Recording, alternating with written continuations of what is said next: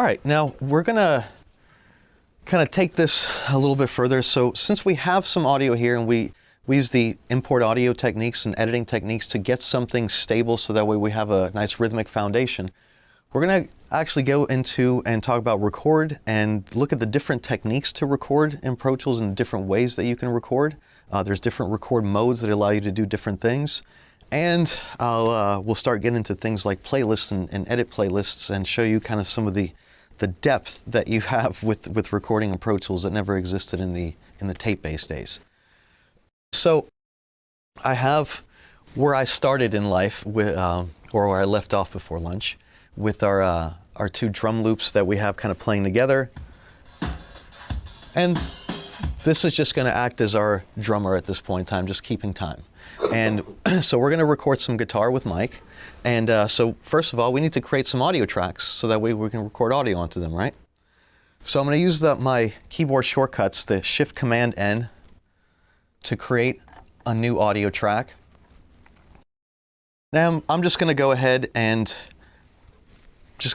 create 4 tracks because I probably will do some layering and some things to show you how these techniques work together in mentality. So now they're all going to be mono because it's just an electric guitar, one output out of the electric guitar into an input of Pro Tools. So even though we'll go through and record multiple takes on multiple tracks, they're all going to come in as a mono audio signal to each of the tracks. All right. So here is my new audio tracks. And I just like to, before we ever do anything else, I just like to go through and name them. So that way they're not just left as audio 1, audio 2, audio 3, audio 4, and creating this mass chaos of confusion. So just remember, if you double click on a track name, it brings up the name track dialog, and the comments section is a part of the name track dialog. So if there's anything about the track that you want to remember or other people to know, maybe in this case, what type of guitar, what setting on the guitar amps that we were using, what microphones or whatnot we might be using to record it. If it's a vocal track, maybe something like that, like which microphone, which preamp, which setting was set. Whatever comments about the track you want, it's a part of the name track dialog there. So I'll just call this track GTR1. And right now I've got 4 tracks I want to name.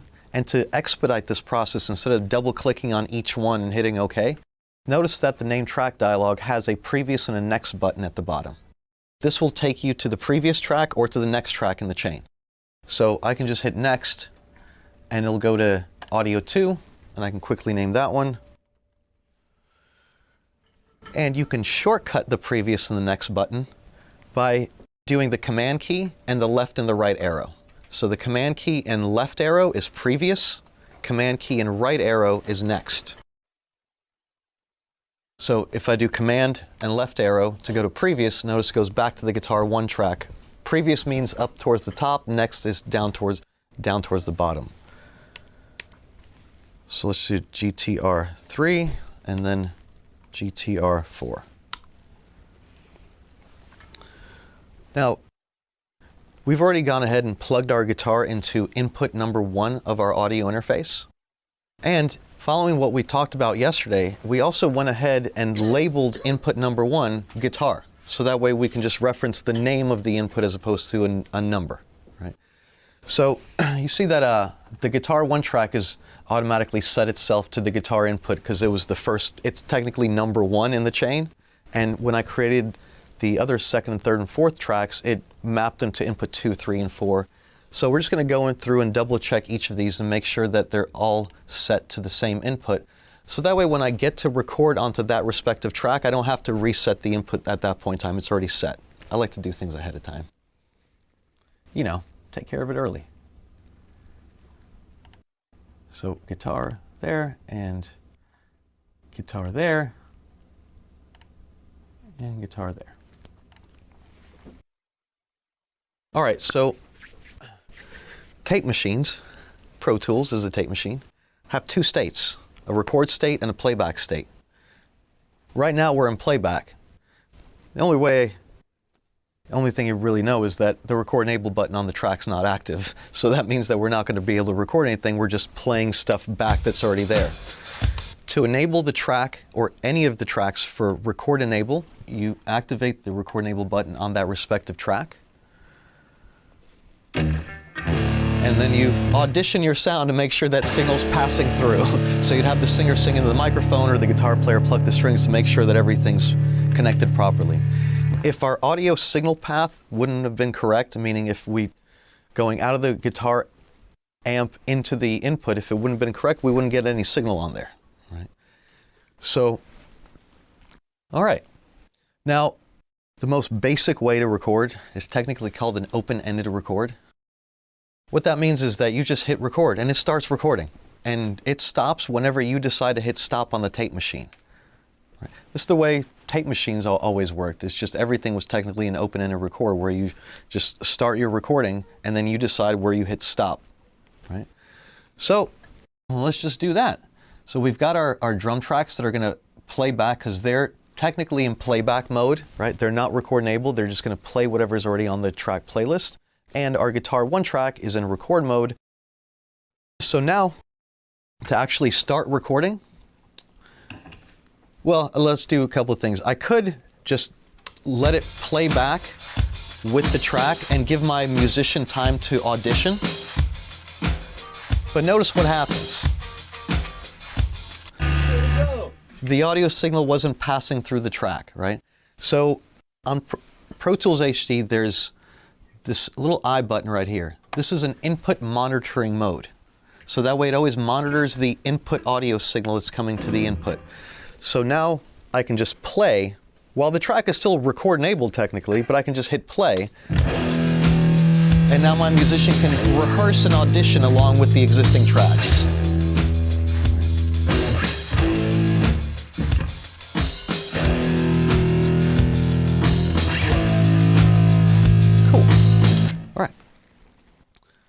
All right, so if I'm just going to deactivate now. So if I'm ready to record, a couple ways to do this. I can bring up the, what the heck?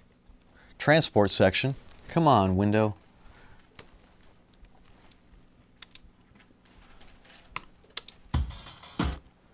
There you are, window, transport. And why are we generating timecode? Never mind. You could do the old school tape machine way of doing things, which is hitting the master record button and then hitting the play button. And you're recording at this point in time. Now I'm just going to stop it real quick because there's much easier ways to do it in Pro Tools. You can obviously use the transport window, but a lot of people tend to use the command and spacebar function. So spacebar is play and stop. Adding command with it makes it record. Right? Or the numeric keypad. There are 5 different ways to do the same thing. So the numeric keypad as a default is actually a transport section. The number 0 is play and stop, just like the spacebar. The number 1 is rewind, and number 2 is fast forward. But the number 3 is record. Like just the number 3 on its own is record. You don't have to do command spacebar to record. Right? You don't have to hit the record button and play at the same time. So I'm just going to use the number 3 from now on. All right, so we'll just record. So just take the count in however many need, a measure, 2 measures, and then we'll get rid of the stuff after the fact. All right, so let's just roll. I hit the number 3.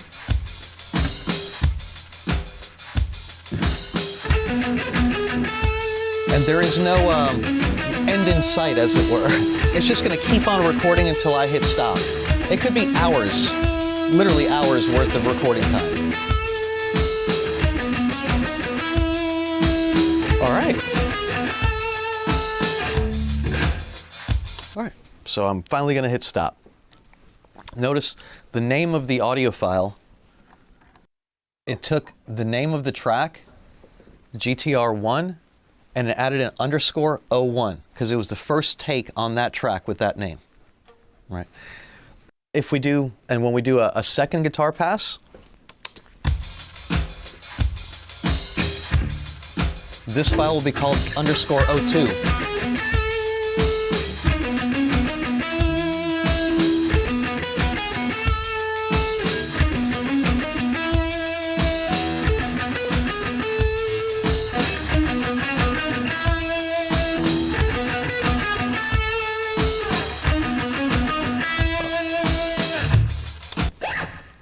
GTR1_02.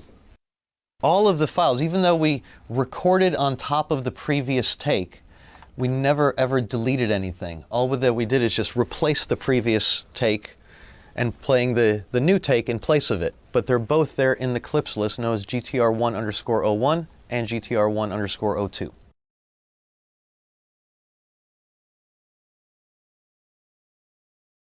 All right. Now, another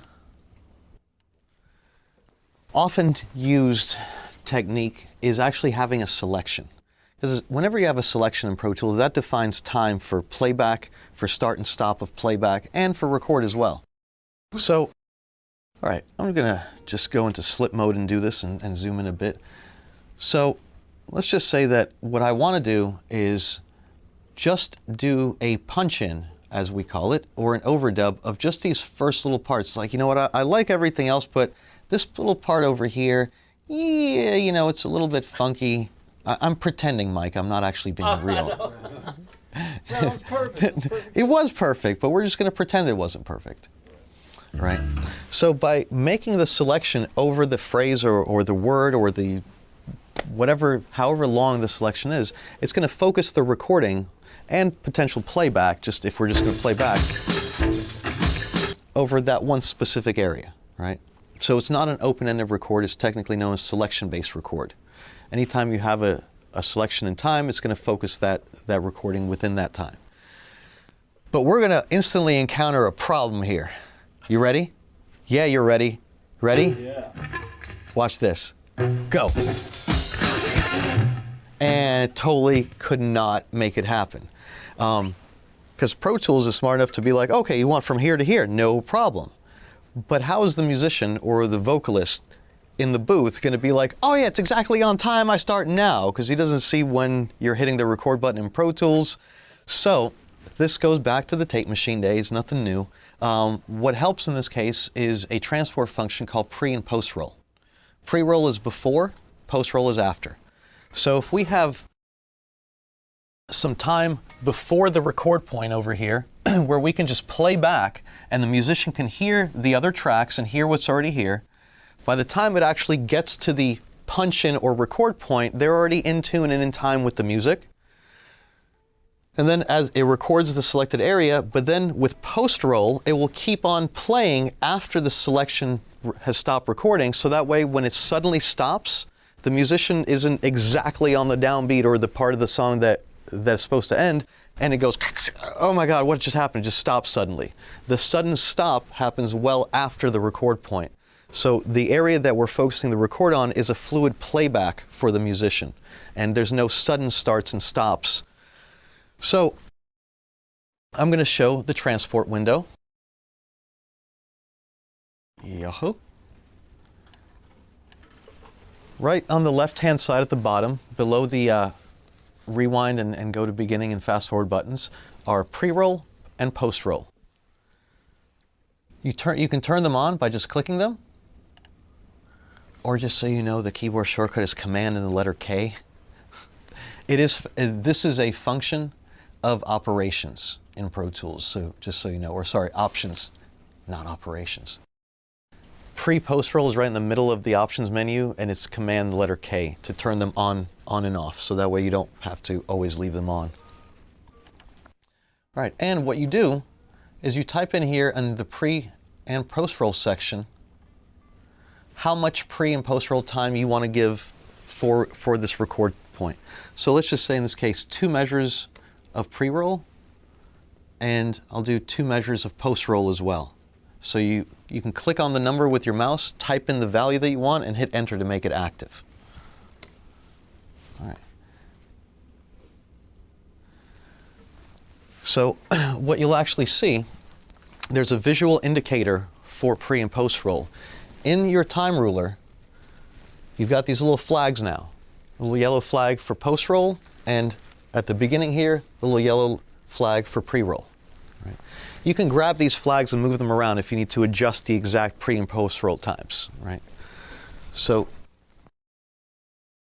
you could come here and say, oh, you know what, let's just do a post-roll to here, and then do the pre-roll from here, something along those lines. When they're inactive, they're white or kind of grayed out. When they're active, they're yellow. All right, so what it's going to do when I hit record, it's first going to back up the playhead to this pre-roll flag. It's going to play from the pre-roll to the record selection endpoint. It's just going to play that area. Then it's going to instantly drop itself into record at the beginning, record through the end of the selection, stop recording but continue playing back the session to the post-roll flag.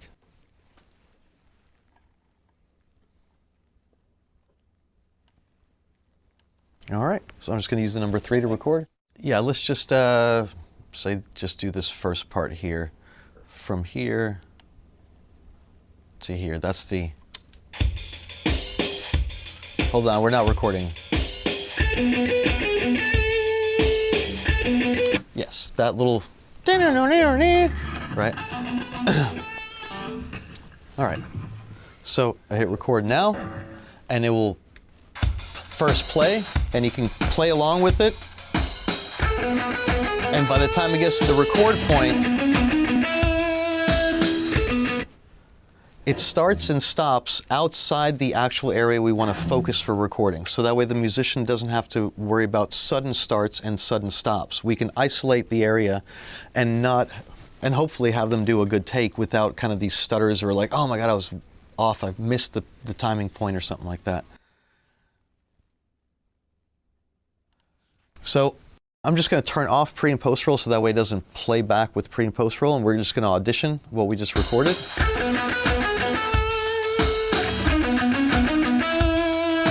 Great.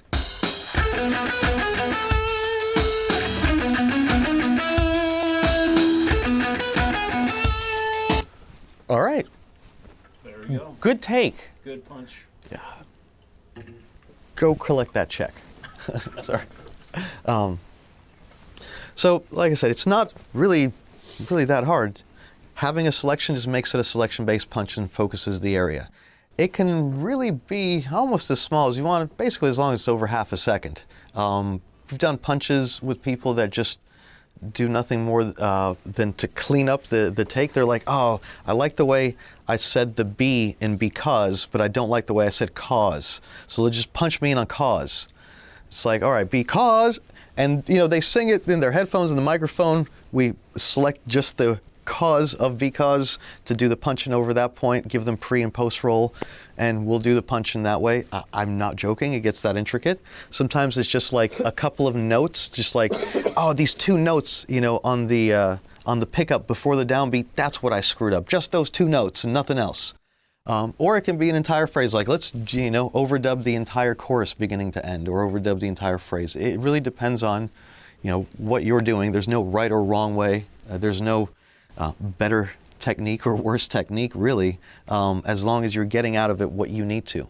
You know, Mike was with me the other day when we were doing a session in the A room with the guitar player, and he just preferred to just do the entire thing beginning to end. Like, we didn't do like any punch-ins with him. He was like, no, I'll just play it from the top again. I'm like the whole thing? Yeah, just play it from the top again. So 4, 5, 6 passes of the entire song. He didn't even like want to focus on, oh, let's do a punch-in on the chorus. If you screw up the chorus, he's like, oh, I'll just play the entire thing again. That's fine too. There's nothing wrong with that.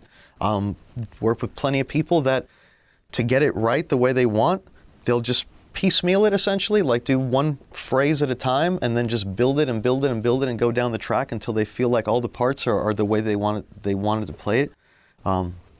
So there's no wrong way to do it as long as you still get out of it what you need to in the end. Now, a couple of different things that, well, it depends on workflow and technique. So if I go up to the options menu, up here towards the top, this is where you can actually find some different record modes. One of the modes that I'm not going to do anything with is destructive record, because I don't like tape machines. I don't want to just lose my previous take and destroy it and with the new take. That's what destructive record is in Pro Tools. If you activate destructive record and record on top of an existing audio file, you don't get to keep the previous file. It replaces it as if it were literally a cassette tape. So we're not going to go into destructive record for any reason. However, I'm going to go into a mode called quick punch. So quick punch came from consoles. And it was the engineer being quick on the trigger, so that way they could play the session back, and when it got to that one little part that needed to be punched in, the engineer on a tape machine would have to go drop it into record and then drop it out of record because there was no selection on a tape machine. So you have to be quick on the punch. Now, with Pro Tools, you can still use this mentality and this methodology of recording, and it drops a little letter P in the record button to let you know you're in quick punch mode. And the interesting thing about quick punch is that you actually can start off just by hitting play. And whenever you're ready, your musicians are getting to that punch-in point, that's when you hit record. So now I'm going to hit, boom, I punch in right there, and then I, boom, punch out right there. I'm demonstrating, obviously. But you can keep on punching in and out on the track like this. You know, sometimes it's a matter of like the musician wants to do the take, but it's several different pieces over the phrase that needs to be redone. So you can keep on punching in and out, 200 running punches per take, up to 200 times per take, and create these punch-ins on the fly. So I'm just using the number 3 on the numeric keypad for my punch in and punch out because it's easy, because it's one button. This is the way that all recording was done on a tape machine. There was no selection-based anything where you told it only record over this area. You had to rewind the tape and you go, okay, rewind, okay, cool. Or maybe fast forward to get to where you need and go, all right, fast forward, cool. And then, okay, we're gonna play from there, and it's like 1, 2, 3, punch. And you're like, all right, punch out. And that's the way it was all done. You can obviously still do that here, if that makes sense. And it does make sense a lot of times, because it's like, you know, I'll have singers go through and it's like, look, we just messed up like 1, 2 words here and there. It's not anything where we need to re-sing the entire part. Actually, I insist that you don't re-sing the entire part. So let's just focus on those little areas. And sometimes it doesn't always make sense to do a selection-based punch. Sometimes it's easier just do it on the fly as a quick punch. It's a habit for me at this point in time. But, you know, it's a technique that I practiced to kind of get in tune with, and not every musician wants to do it that way. You know, so we just kind of adapt to the situation. All right. Now let me just undo this real quick, because this next thing I want to show you, actually, I can stay in quick punch or I can get out of it, but either way, I'm going to get out of it for the moment. So we have a take that we've done. Maybe even did an overdub or a punch-in on a point within the recording. But I'm still not like totally sure if I want to keep it or get rid of it. Or might have a slightly different idea. Instead of that rhythmic guitar part, maybe there's a slightly different idea and we want to get both of them down to kind of compare the two. Well, I'm not going to go to a new track. I don't want to record on top of the existing takes because I want to keep those in place. So this is where we're going to get into something called playlists in Pro Tools. The area of the edit window where you're looking at all your waveforms, that's known as a playlist. It's a list of what the computer is recalling from the hard drive and playing back over time across different tracks, right? So what you know of as a track name is actually also a playlist name. Notice that next to the track name, there's this little caret again, this little upside down menu. That is the playlist menu for that track. The only 2 options that you have at this point, or really any, are to create an entirely new playlist on that track or to duplicate the existing playlist, meaning make a copy of the one that's already there. Well, I don't want to make a copy of what's already there. I want to just create a brand new one. So it'll pop up a little window here and say, okay, that's cool. What do you want to call this new playlist? Because it cannot share the same name as GTR1. That already is a playlist on its own. It can't have another one with the same name on the same track. So what it does is it on its own does a number extension. Notice how it does GTR 1.01 in this case. It'll just do this on its own. You can modify, you can type in whatever name you want. I'll just call it 02 because technically it's the second playlist. When I hit OK, you're like, oh, it's gone. And yes, technically it's gone from playback at this moment, but notice that the track name is now GTR 1.02. And that little playlist selector lights up blue to let you know that there's a different playlist that you can recall in the background. When you click on this now, you have actually access to both the original playlist and the new one that we just created to do different takes on. There is an unlimited number of playlists per audio track in Pro Tools, meaning you can do this 1,000 times on one track to create 1,000 different takes and versions of that same thing, or different versions of it, if you wanted to, not that you have to. All right, so let's just do, I don't know, something similar but different.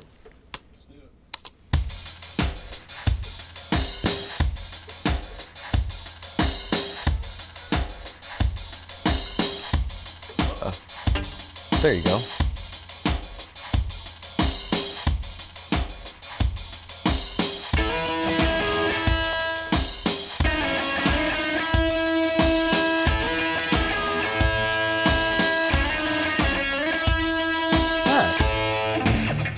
It's like, okay, that's cool. Well, cool. Let's do it. Let's do it again. But I don't want to lose this because there's some things here that I think are kind of interesting, and I don't want to lose this. So I'm just going to go ahead and create another new playlist, and it automatically names itself .03. I'm just going to use the numbers as an actual kind of order, so it makes sense to me at this point in time. So I've got another brand new playlist we can do a different or similar take on.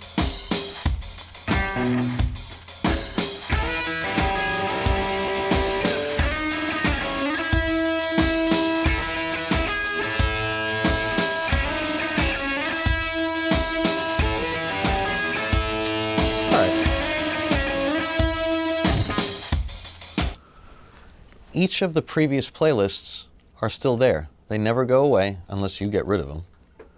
Each one is totally unique and different. They do not interfere with the edits on the other playlists. Now, what you can do is you can also actually show all the playlists at once. And you can actually see them and how they interact and be able to edit between them. Because it's just become more common practice nowadays because of this that a lot of artists that have gotten used to the mentality, instead of just recording on top of what was there to try to perfect it, they'll record a new take and a new take. And then maybe we'll just go through the different takes and create a composite of different pieces of the different takes to create the one really good take, right? So I'm going to actually do that. I'm going to create another new playlist now, and I'll call this one GTR1 GTR1 underscore edit. All right. So right below the track record solo and mute buttons, it says waveform.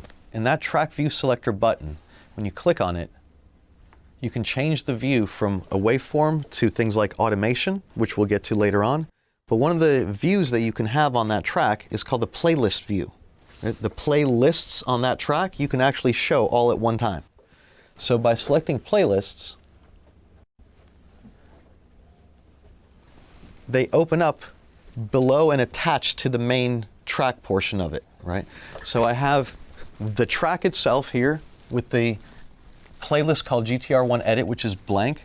But then attached to it in the background, I have a playlist called GTR1, a playlist called GTR 1.02, and a playlist called GTR 1.03. Each one has totally different takes and different things that were done on it. To help you with these auditions, because right now the main playlist is the actual main track one, which is empty, right? Well, what if you're like, all right, what was take number 3 sounding like? Well, you can hit that playlist's solo button to solo that background playlists through the main track outputs, so you can hear what was on the background playlist. Each one of them has a solo button. right? And it cancels the previous solo because it can only play one playlist at a time. It can't ever play multiple playlists at once. They would have to be split out to multiple tracks. That was the best take right there.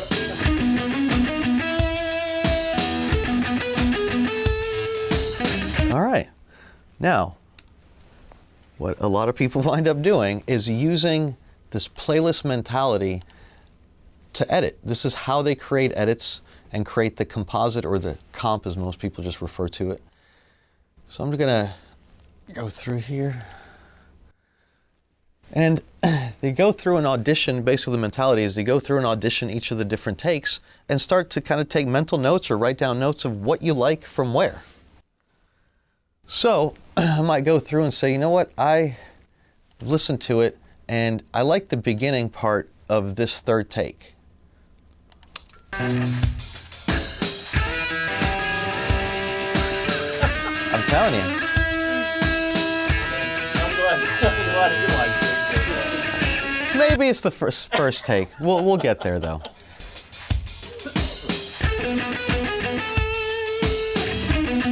But I like that little part over there, let's say on that third take. I do like that. Because it's different. What I'd like to do is I'd like to use that as what I would consider the main playlist.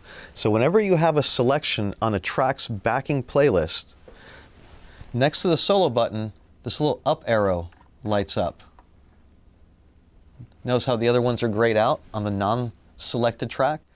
That is a copy and paste to main playlist. So it takes exactly what you have selected in the exact time and just moves it to the main track playlist.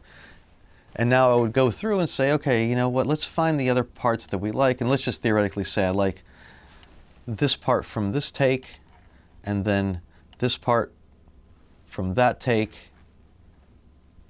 Now it might not sound correct in my world because I'm just kind of piecemealing stuff without listening to it to demonstrate. And let's just say that. Boom.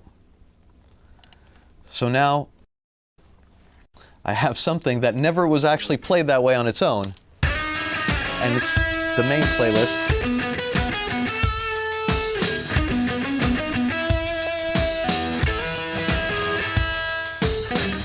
Yeah, this needs some work. I've worked with a lot of artists that there's two main things I see people use this for. Creativity. I have 4 different melody ideas in my head. I want to put them all down. Great, let's do. We already have the microphone set up. It's already plugged into the track. Just boom, create 4 background playlists and do the different melodies on each one. Or I've seen a lot of people also use this for perfection. I'm having a hard time playing the part. I'm not a piano player. I can hack at it if I need to. I definitely can't play it all right in 1 take or 2 takes. It's going to take me like 50 takes to get one measure down correctly. So, you know, I'll go through playlist by playlist, play it, and then start to pick apart the parts that I actually like from each of the playlists and create a new composite up to the main playlist. There's no realistic limit that you're going to run into with this. You can have an unlimited number of playlists per audio track. Each one is totally unique and independent of one another. Your second one, more of the background playlist stuff. Can you do the same thing, the up and down arrows to track, like to put markers in from this? Oh, you mean for selection? Yeah. Yeah, absolutely. Now, these playlists and recording can actually tie in together in a very intriguing way. So we're gonna just hide the playlist or go back to just our normal waveform track view on this one, on this guitar 1 track, and we're gonna mute it for the time being. We're gonna move down to the guitar 2 track to demonstrate this other thing. All right.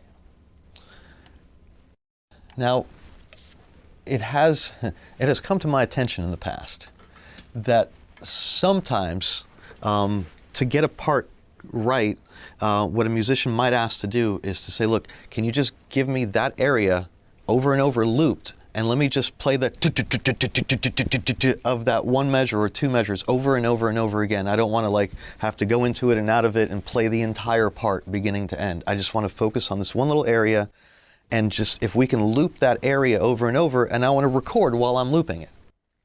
This is called loop record in Pro Tools. So back to the options menu, because this is an option within Pro Tools. At the very top, you actually have loop record as a record function.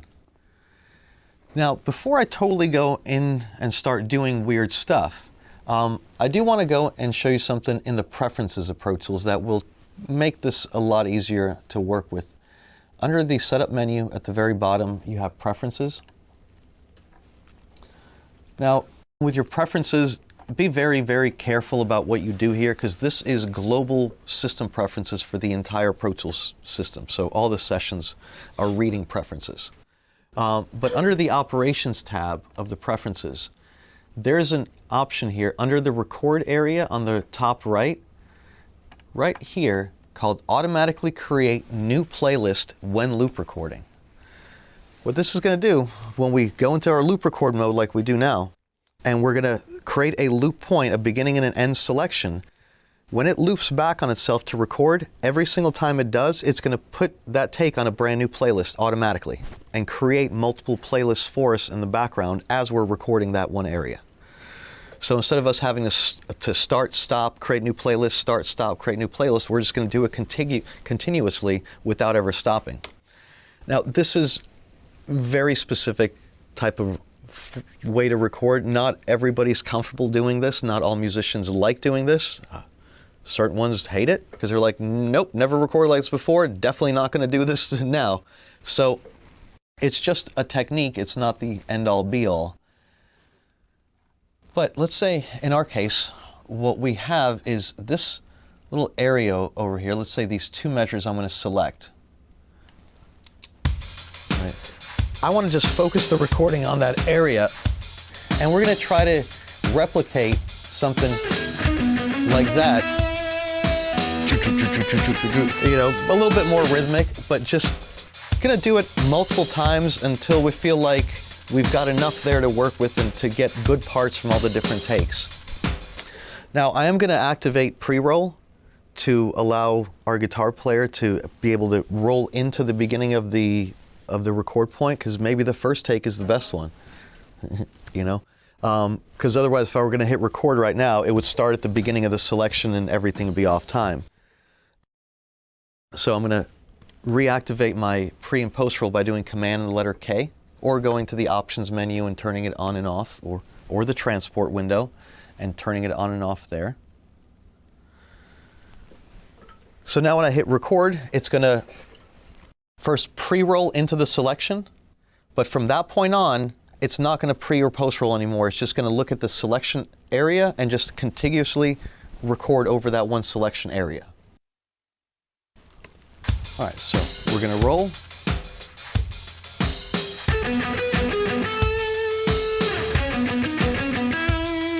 It's like an AC/DC chug. Screw that tape.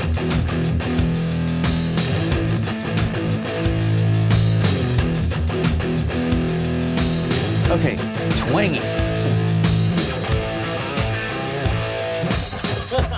Yeah. Come on, do it. We're trying out different ideas, maybe doing the same part over and over until it feels like they've got some right.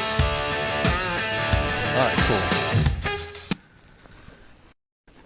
So what you wind up with is the very last take, meaning the last time that it loop recorded back on itself. That's what's left on the main playlist for right now. And you can see by the naming conventions. So this file is called GTR2, which is the name of the track, _01, which is the first full take, but then a -07. This is a sub-edit. That file has been edited 7 times because we loop back on ourselves 7 times. Right? So when I look at my playlists on that tracks view selector, every one of those takes is now on its own separate playlist in the background. So I can come in here and say, okay, let's see what happened on this take, and audition this stuff, and we might create a comp out of all these different takes. Oh, let me turn off pre and post roll, because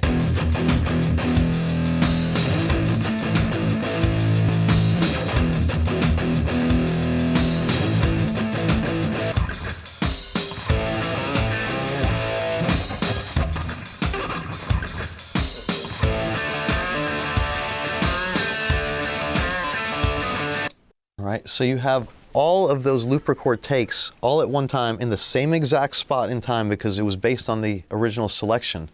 And they've all been automatically split to background playlist as you were just doing the contiguous take. It's not, not gonna lie, it's not for everybody. Not everybody's comfortable doing it this way. Some people I have worked with only do it this way because they're just have taught themselves how to do it, they practice it, and they found that for themselves it works much better.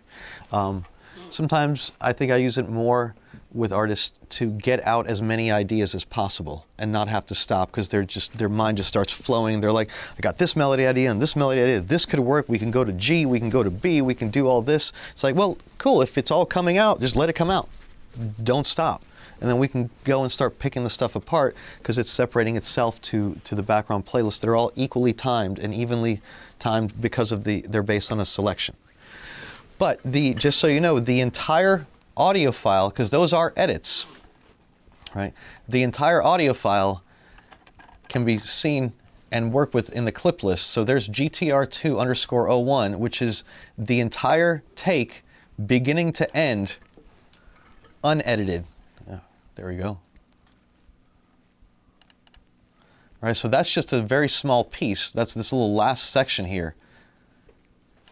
The entire recording is still one solid audio file. It just is doing automatic edits for us and placing those edits on individual playlists when we do this loop record function. But you always have the whole audio file, and because everything is coming from the whole audio file. All right. You guys have questions on this? Anything? How do you choose like a record selection again? Just use your selector tool and just click and drag to make a selection. And it'll just record in that spot? Mm-hmm. It's because it's always based on the selection beginning and out point define where we are in time for playback and for recording. So if you have a selection, that's where it's going to focus the playback and the recording from. Can you mass select tracks to record enable? You mean to apply record enable to multiple tracks at once? Yeah. So this is kind of a shortcut type of thing that applies to a lot of things in Pro Tools. So let's say that you want to apply a specific track change, such as a track height, or record enable, solo, or mute to a series of tracks. The first thing you have to do is select the track name. So I'm going to do it to my guitar edit, and then I'm going to hold down Shift and select all the way to guitar 4 because I want to select that range of tracks. So once the tracks are selected, if you hold Shift and Option together, that is the shortcut to do to all selected tracks. So meaning that by having them selected and then holding down Shift Option, I can, for instance, make them all the same track height all at once. Or I can apply a change such as the Record Enable button or the Solo button or the Mute button to all the selected tracks at one time.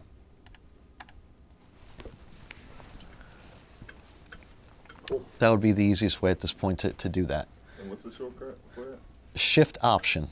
Shift Option is the shortcut to do to all selected tracks. So whenever you have a function such as Record Enable, like I said, track height, or even things like track display where you want to look at playlists or you want to look back the waveform and you want to do it to a bunch of tracks that are selected on screen, just first select them and then do Shift Option to apply that change to all the selected tracks. If you do Option on its own, it's do to all, just so you know. So if you want to do it to every track in the session, you just hold Option. And now if, for instance, I make a track height change to one track, it's going to apply that same change to all tracks because the Option key is a do to all function.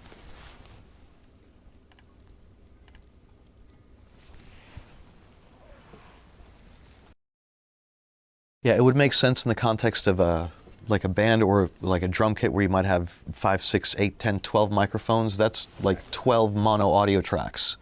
So yeah, just have them selected real quick and then do Shift Option on and click on one of their record buttons and it applies that to all of them.